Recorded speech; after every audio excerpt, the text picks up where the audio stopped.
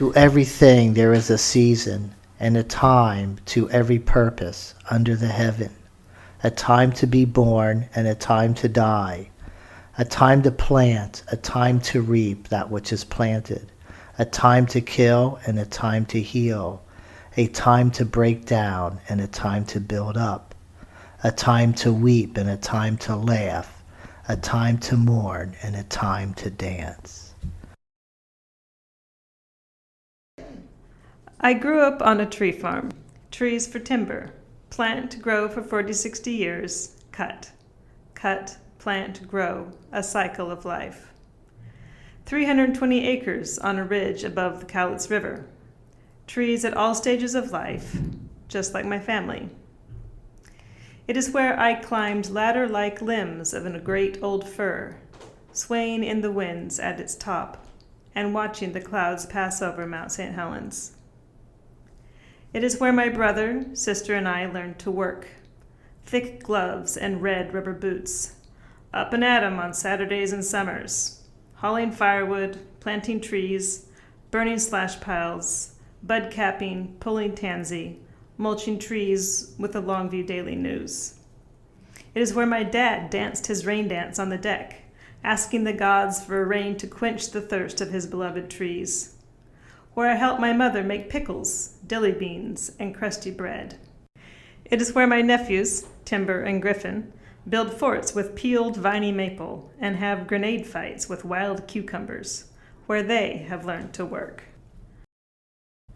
I learned to see on the tree farm, to see beyond the bare earth and stumps of a clear cut, to see essential sunlight and seeds already warming in the soil. I learned to be patient and grow with the trees. Last week, I went with my dad to a 3-year-old stand. So when we say free to grow, we want the trees to be at least 4.5 feet high, which is breast height. That's about right here. We need all this water going to the trees to get them up. And as these trees get to about 10 years of age, they will shade out all the grass and truly be doing their own thing, and we have reestablished a forest, which is kind of neat. I saw deer beds, Dad calls them munchers, acres of foxglove, grass, and daisies. I tasted the first of this year's trailing blackberries. I left my dad to his work and went to clear the wetland trail. I macheted salmonberries, alder, Himalaya blackberries. Honest, sweaty work, so my mother can easily walk in the cool, clean air of the 100-year-old trees. Over the last few years, the tree farm has been transferred to us, the next generation. It is ours now, Steve's, Ann's, and Julie's. Our generation is 3, the next just 2, but we will be brave and creative as stewards of the land. We will honor our parents' legacy and build our own.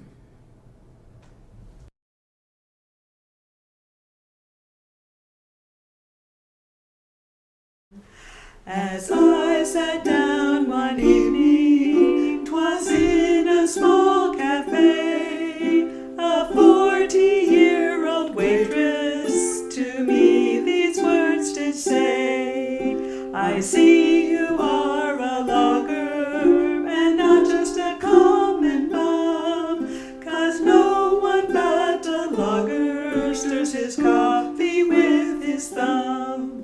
My lover was a logger, there's none like him today.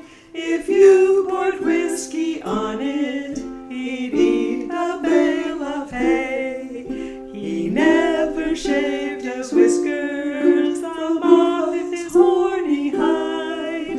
He hammered in the bristles and bit them off inside. My logger came to see me, 'twas on a winter's day.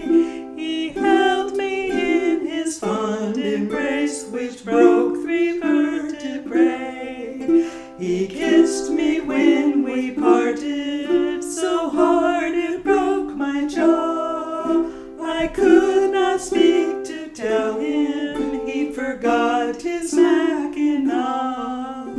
I saw my log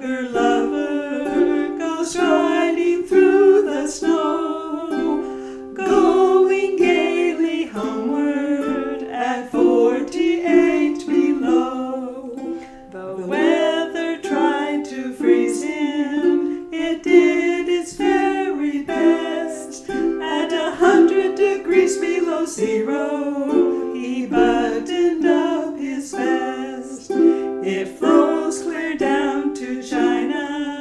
It froze to the stars above. At 1,000 degrees below zero, it froze my logger love. They tried in vain to thaw him, and if you believe it, sir, they made him into axe blades to cut the Douglas fir. And so I lost my lover, and to this cafe I've come, and here I wait for someone